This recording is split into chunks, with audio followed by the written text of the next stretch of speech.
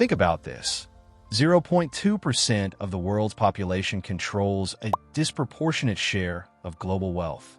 They own banks, tech companies, Hollywood studios, and even influence the stock market. Coincidence? Not at all.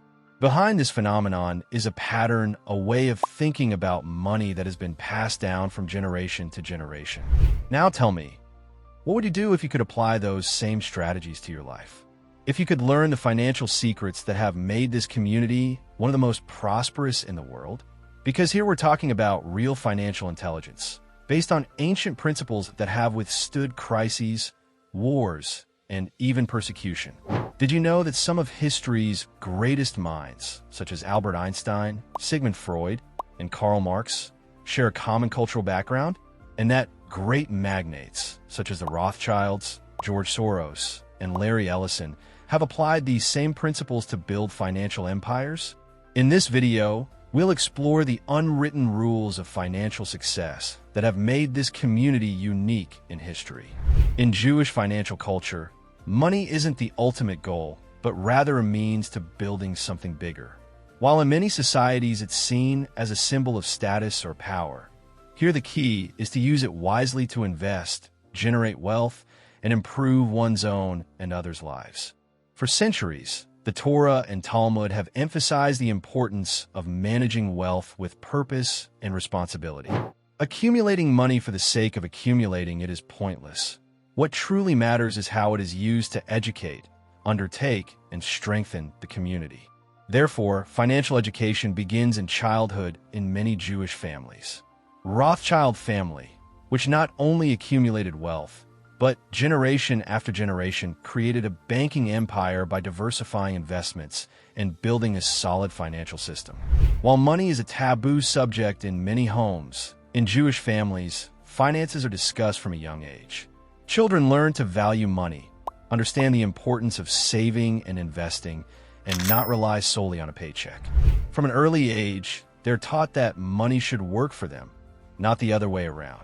This translates into habits like saving a percentage of their income, investing in assets, and developing multiple sources of income instead of living solely on their paycheck. For example, in many Orthodox Jewish communities, children learn to manage small amounts of money and to think in terms of investing and entrepreneurship, not just spending. A famous case is Larry Page, co-founder of Google, whose Jewish upbringing instilled in him from a young age the importance of innovation and investing in the future.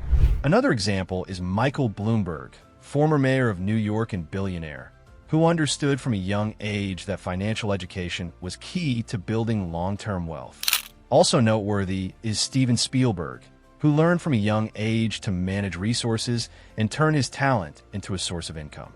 Money is not just for spending, but for multiplying and creating new opportunities. One of the most practical principles in Jewish financial culture is the October 10th, 10 rule. Basically, every time someone earns money, they put it into 3 key parts to ensure they not only spend it, but also use it strategically to grow financially and help others. The first 10% is designated for charity, a concept known as tzedakah. In Jewish financial culture, giving is not just an act of kindness, it's a social responsibility. Tzedakah is not simply about donating money, but about investing in the well-being of the community. It is believed that helping others not only improves society, but also keeps the flow of wealth moving. Many of the most successful millionaires have donated large sums to hospitals, universities, and development programs. They don't see charity as a waste, but as a way to make an impact and strengthen their legacy. A clear example is George Soros, who has donated more than $32 billion to causes such as education, healthcare, and human rights. His foundation has funded projects around the world, proving that well-used wealth can change lives. In the end, true wealth is not just what you own, but what you leave behind as an impact on others. Another 10% goes directly to investments. This is the key to ensuring that money doesn't just flow in and out of the account, but instead works to generate more money in the future. This could be in real estate, stocks, or businesses, but the rule is clear. Always make your money grow. The last 10% is for savings. Having money saved allows you to take advantage of unexpected opportunities and face crises without going into debt. An example of someone who applied this type of financial discipline was Sam Zell, the Jewish real estate magnate, who always emphasized the importance of keeping capital available to invest at the right time. Before continuing with the financial intelligence of the Jews, if you find this information useful, I invite you to give it a like and subscribe to the channel to stay up to date with new material. Let's move on. Another of the greatest secrets to financial success in Jewish culture is mutual support within the community. Instead of fiercely competing with each other, they seek to grow together, sharing opportunities and resources. This mentality has been key to the success of many Jewish families in business. A clear example is the number of family businesses that have survived for generations. Companies like Goldman Sachs and Levi's began as small, community-based ventures and, thanks to collaboration and the transfer of knowledge from one generation to the next, grew into global giants. Additionally, Jewish entrepreneurs often receive support through interest-free loans, investments in community startups, and business mentoring. A famous example is Michael Dell, founder of Dell Technologies, who grew up in a Jewish family with a strong entrepreneurial mindset and was able to leverage his network to boost his business. From a young age, he understood that success depends not only on talent, but also on the right connections. He started his company with a modest investment while in college, but thanks to his vision and the backing of strategic investors, he transformed Dell into a multi-billion-dollar technology empire. Today, his fortune exceeds $90 billion, and his company is one of the most influential in the tech industry. In addition, if there's one thing the most successful entrepreneurs have understood, it's that living off a single income is playing with fire. Relying solely on one salary or one business is a huge risk, because if one fails, everything collapses. Therefore, the key is to diversify and generate income from different sources. In the Jewish community, this is almost a golden rule. They aren't satisfied with making money in just one way, but rather seek income through their own businesses, real estate investments, stocks, bonds, mutual funds, and even intellectual property rights. It's not about doing everything at once, but rather building multiple sources of income over time. Consider the case of Larry Ellison, founder of Oracle. He not only made his fortune in technology, but also invested in real estate, aviation, and even the America's Cup sailing team.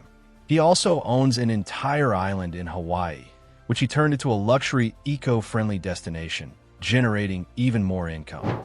Those who understand money know that true financial freedom doesn't come from working for someone else, but from creating something of their own. In Jewish culture, this is common. Instead of looking for work, they look to create jobs. From a young age, they learn that owning their own business not only provides stability, but also opens the door to greater growth opportunities. Many families start small businesses, such as corner shops, bakeries, or workshops, and over time grow them into larger enterprises. It's not about starting with millions, but rather taking the first step and thinking long-term. Owning your own business means that your hard work translates directly into growth, without depending on a boss or a fixed salary that will never change. Furthermore, owning your own business allows you to diversify your income, reinvest profits, and expand into new areas without external constraints. Instead of just exchanging time for money, they want to make money work for them. This entrepreneurial mindset is what has led many communities to prosper, passing on knowledge and experience from generation to generation. It's not just about making money, but about building something that will endure and benefit future generations. If one thing is clear, it's that getting rich overnight almost never works. So, rather than betting on speculative investments or passing fads, those who understand money prefer to think long-term. The secret is to invest in stable businesses and assets that generate value over time. It's not about looking for the next big opportunity to double your money in a month, but rather about building wealth in a lasting and sustainable way. While others look for a lucky break, Jews seek investments that will withstand crises and grow over the years. Furthermore, they avoid falling into the trap of investing without foundation. They don't get carried away by rumors or trends, but rather analyze real risks and opportunities.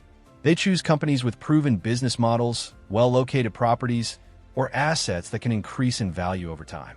Real wealth is not built through luck, but through well-calculated decisions and foresight. Although many people in the Jewish community have managed to build large fortunes, it's common to see them lead a modest, straightforward lifestyle. Instead of spending on unnecessary luxuries, they prefer to prioritize financial security and reinvesting their capital. The key isn't how much money they earn, but how they manage it. That's why many wealthy individuals prefer to live in simpler homes and drive ordinary cars, rather than splurge on extravagances just for show. For them, the goal isn't to demonstrate wealth with expensive objects, but rather to ensure their financial freedom. Therefore, they prefer to allocate their income to education, investments, and businesses. This mindset also prevents wealth from being lost in a single generation. Instead of spending recklessly, they instill the importance of responsible money management. In a world where many seek to impress with their money, knowing when to spend and when to invest is the true key to financial success. Ultimately, the greatest secret of Jewish financial intelligence is that knowledge is the best investment. You can lose a fortune, but if you have the right education and skills, you can always recover and multiply it. Education is a top priority in Jewish families. From a young age, they're taught to read, analyze, and think critically. They know that the more knowledge they have, the better financial decisions they can make. This explains why so many Jews have excelled in academia, business, and technology. They study how money, economics, and investing work and apply that knowledge intelligently. Furthermore, education doesn't end with school or college. In Jewish culture, learning is a lifelong process. They're always reading, learning from mentors, and looking for ways to improve. Ultimately, if there's one thing we can learn from Jewish financial intelligence, it's the richness of the mindset and, consequently, the way of acting. The best part is that anyone can apply these principles regardless of their background. Which of these Jewish community rules do you think would help you most on your path to success? We'll read your thoughts in the comments. If you found this content useful, don't forget to like and subscribe to the channel to see the next videos. See you next time.